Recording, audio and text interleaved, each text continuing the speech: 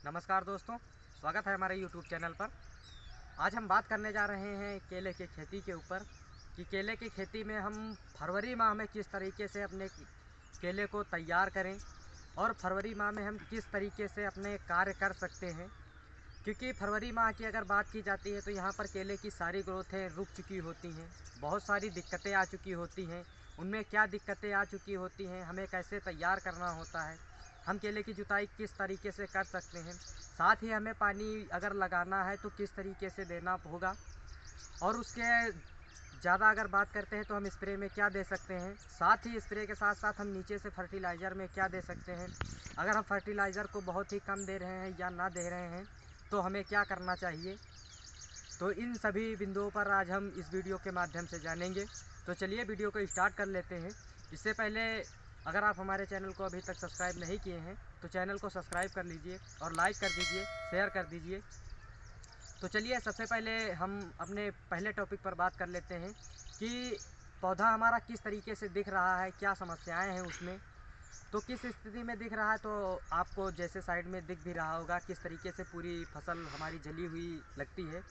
क्योंकि कहीं ना कहीं ये जो हमारे 2-3 महीने ठंडी के हमने झेले हैं, नवंबर, दिसंबर और जनवरी, ये काफ़ी पौधे के लिए कष्टदेय रहे हैं। बहुत ही ज़्यादा इसमें पौधे को क्षति पहुंची है, बहुत ही ज़्यादा पौधा स्ट्रेच यानी बहुत ही तनावपूर्ण सर्वाइव कर पाया है यहाँ पर। कभी कभी कहीं कहीं तो ये भी हुआ है कि पौधा एकदम से रुक गया है, बहुत ज़्यादा प्रॉब्लम में फंस चुका है, जहाँ ग्रोथ दिलाना बहुत ही कठिन हो चुका है। क्योंकि ना जानकारी के कारण भी कई किसान बहुत ज़्यादा लागत भी लगा देते हैं, उसके बाद भी फसल बढ़ नहीं रही है, या किसी कारणवश हमारे पत्ते सूखना बंद नहीं हो रहे हैं और पत्ते पर मुटावपन नहीं आ रहा है।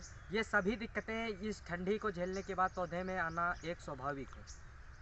तो सबसे पहले अगर हम बात करते हैं तो हमारे पत्तों जो भी पत्ते हैं वो बहुत ही ज़्यादा जल चुके होते हैं। जैसा कि आप देख भी रहे हैं वीडियो के अंतर्गत कि किस तरीके से हमारे पूरे पौधे के पत्ते जल चुके हैं, 2-3 पत्ते बचते हैं।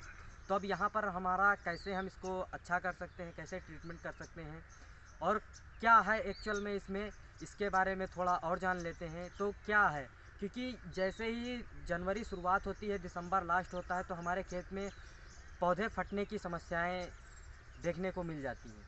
जैसे पौधा फट रहा है, कभी कभी क्या होता है जो मेन पत्ती निकल रही होती है वो झुक जाती है नीचे की तरफ, वो सड़ने लगती है, और कभी कभी मेन पत्ती तो नीचे तक ही सड़ती चली जाती है। तो वो एक्चुअल में सिकाटोका होता है। अगर सिकाटोका के बारे में और जानकारी आप चाहते हैं तो डिस्क्रिप्शन में लिंक दिया गया है, वहाँ से आप जाकर सिकाटोका की पूरी जानकारी ले सकते हैं। तो ये सिकाटोका है जो हमें आगे चलकर बहुत ही ज़्यादा उत्पादन पर भी प्रभाव डालता है। कभी कभी क्या होता है कि ये ठीक ही नहीं हो पाता है। बहुत सारे किसानों को ये भी कमेंट मिले हैं या फिर जानकारी में है जो जिसके कारण खेत को जुताई भी करना पड़ा है, पूरे पौधे को फसल पूरी ख़त्म करनी पड़ी है। तो ये अगर ऐसी सिचुएशन है तो आप बिल्कुल बेझिझक किसी तरीके से उसे कैसे ठीक करना है वो सारी जानकारी आपको सिकाटोका के माध्यम वीडियो के माध्यम से मिल जाएगी। तो अगर हम इसी के साथ अपने अगले टॉपिक पर बढ़ते हैं कि हमें क्या महत्वपूर्ण इसमें कार्य करने चाहिए, कौन से कार्य हैं जो हमें इसमें अब शुरुआत में ग्रोथ दिलाने के लिए या अपने पौधे को बेहतर बनाने के लिए क्या करना चाहिए। तो सबसे पहले हमें जो देखना होता है पौधे के अंदर, वो जो सूख रही हैं पत्तियाँ, वो सूख कर नीचे की ओर झुकती जा रही हैं। अगर जहाँ से वो झुक रही हैं, जैसे मेन शाखा से जो पत्तियाँ आपको झुकी हुई दिख रही हैं, वो पत्तियाँ अगर झुक रही हैं तो वहाँ पर देखोगे आप पिचपिचापन सा आ गया होगा। जो आप दाबोगे तो बहुत ही पानी निकलेगा, बहुत ही काला, वहाँ पर दिखने में बहुत ही काला काला होगा, जो पौधे की सड़न होती है। क्योंकि तुरंत ही अगर आप दाबोगे तो वो पानी बाहर की ओर बह जाएगा, वो सड़न आ चुकी होती है। उस सड़न को हमें कैसे कंट्रोल करना है इसके बारे में हम आगे जान लेंगे। तो सबसे पहले अगर कार्यों की बात करते हैं तो हमें उन पत्तों की कटाई कर देनी है जो पौधे पत्ते सूख रहे हैं, और हमें ज़्यादा से ज़्यादा पत्तों को काट देना है। बहुत ज़्यादा हमारे पौधे में अगर ज़्यादा इस समस्या से ग्रसित हुए हैं पौधे तो उसमें 3-4 पत्ते बचते हैं और बाकी सारे पत्ते हमें काटने पड़ जाते हैं। तो उन सारे पत्तों को आप काट कर खेत से हटा दीजिए और खेत में ही वो पत्ते ना डालें। क्योंकि खेत में अगर आप डाल रहे हैं तो वो कहीं ना कहीं फिर से हमारी सड़न को फिर से और ज़्यादा बढ़ा देगा। तो उन्हें निकाल कर बाहर कर दें खेत से, या फिर उन्हें जला दें। सबसे बेहतर होता है उन्हें जला दें या दबा दें या बाहर कर दें। आप जैसा आपको सुविधा अनुसार अच्छा लगे वैसा आप कर सकते हैं। और अगर नीचे की हम बात करते हैं तो हमें सबसे पहले, अगर हमारी फसल 3 फुट के आसपास में है, बहुत सारे किसानों की फसल अब की बार या बहुत ज़्यादा अगले साल भी रही है, अब की बार भी तो हुई है, ये 3 फीट से नीचे जितने भी पौधे रह जा रहे हैं, इनमें हमें एक ख़ास बीमारी जो नेमाटोड की है, हमने पहले भी नेमाटोड के 2-3 वीडियो आपको बना कर दे दिए हैं। साथ ही ट्रीटमेंट का भी, कैसे हम उसका ट्रीटमेंट कर सकते हैं, कौन सा प्रोडक्ट हमारे लिए बहुत ही बेहतर होगा, वो भी हमने आपको डिस्क्रिप्शन लिंक में दे दिया है कि उसका ट्रीटमेंट कैसे कर सकते हैं, नेमाटोड क्या होता है, कैसे ये हावी होता है, कितनी मात्रा में होना चाहिए, ये सारी चीज़ें आपको डिस्क्रिप्शन की वीडियो में मिल जाएंगी। वहाँ से भी आप जाकर देखना चाहते हैं तो देख सकते हैं।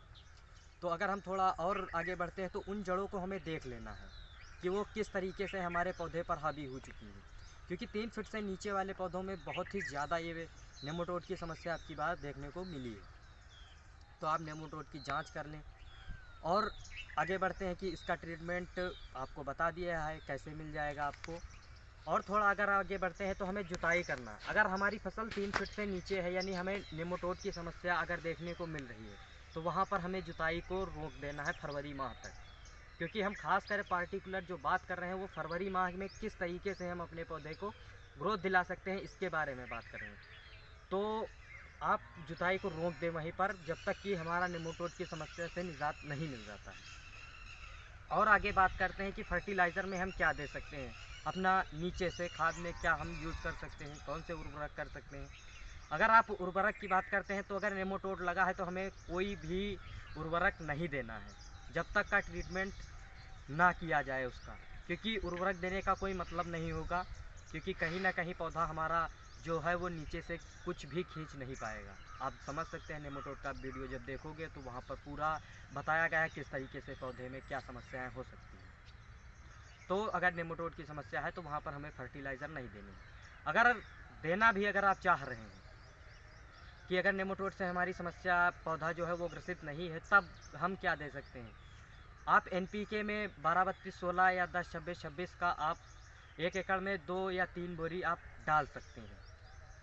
कितनी, 1-2 से 3 बोरी आप डाल सकते हैं 1 एकड़ खेत में अपने केले में फरवरी माह में। उसके बाद जब आप पौधा पूरा आपका बहुत ही बेहतर हो जाए, उसके बाद आप बेझिझक जितना आपको डोज डालना है, जो भी डालना है वो डाल सकते हैं।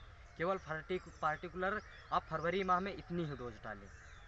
और अगर हम बात करते हैं कि हम ग्रोथ में किस तरीके से, कैसे, और ऊपर से हम फ्लोर पर क्या दे सकते हैं, अगर हम पत्ते की बात करते हैं, पत्तों पर केवल जहाँ से हमारे पत्ते बचते हैं उन पत्तों की बात अगर हम करते हैं, तो यहाँ पर हमें जो देना होगा वो कैप्टान प्लस हेक्साकोनाजोल का जो कंबाइन आता है वो फंगिसाइड ले सकते हैं, या फिर आप ट्यूबाकोनाजोल ले सकते हैं, या फिर आप प्रिप्टाकोनाजोल ले सकते हैं।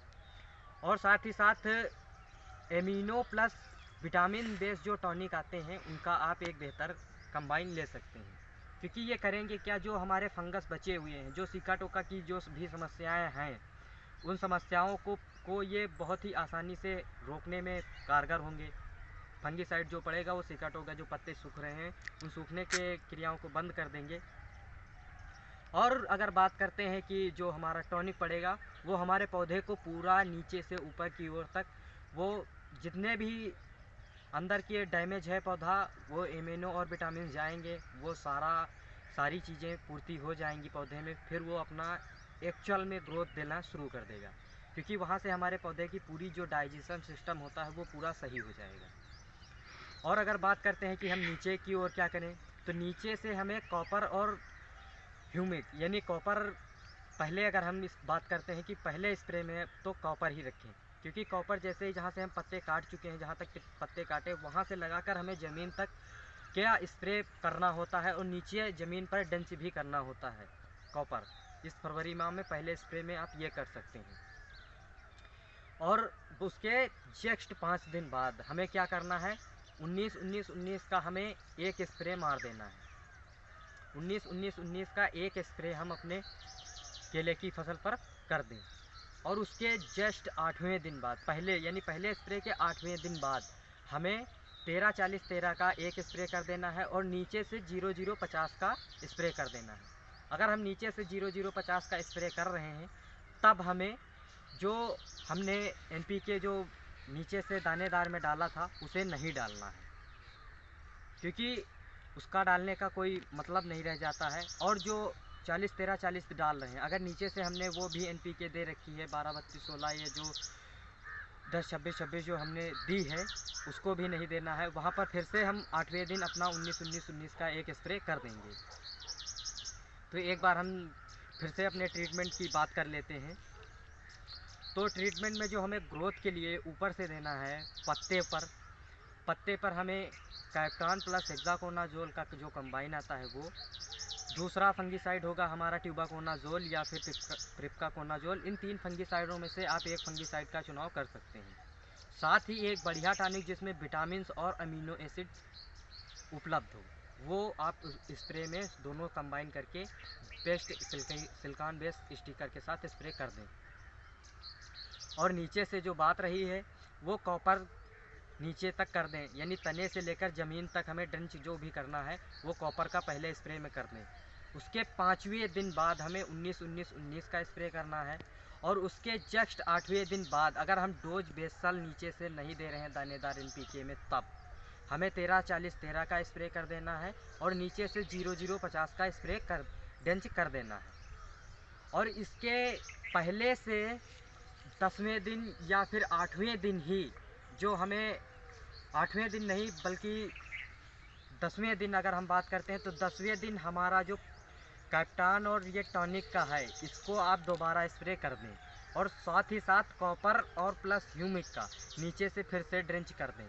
यानी ये कुल मिलाकर हमारी जो बचे और जो भी समय बचा है 10 से 15 दिन, ये फरवरी के लिए पूरा ट्रीटमेंट हो जाएगा। और फरवरी के अंत में आप देखोगे कि पौधा किस तरीके से हमारा बहुत ही बेहतर ग्रोथ दे रहा है। जैसा कि हमने आपको थंबनेल में दिखाया है, सेम ऐसे ही आपका पौधा बहुत ही बढ़िया ग्रोथ देगा, बहुत ही शानदार ग्रोथ होगी। तो अगर आपको कोई भी जानकारी ना समझ में आई हो या फिर आप बिल्कुल पर्सनली जानना भी चाहते हैं तो हमने डिस्क्रिप्शन में अपना कांटेक्ट दे दिया है, जहां से आप व्हाट्सएप कर सकते हैं, अपनी फसल को दिखा सकते हैं और जानकारी ले सकते हैं। और ज़्यादा जानकारी अगर आप चाहते हैं तो सीधे आप हमें कॉल भी कर सकते हैं। तो इसी के साथ हम अपना वीडियो समाप्त करते हैं और मिलते हैं नेक्स्ट वीडियो में। तब तक के लिए धन्यवाद।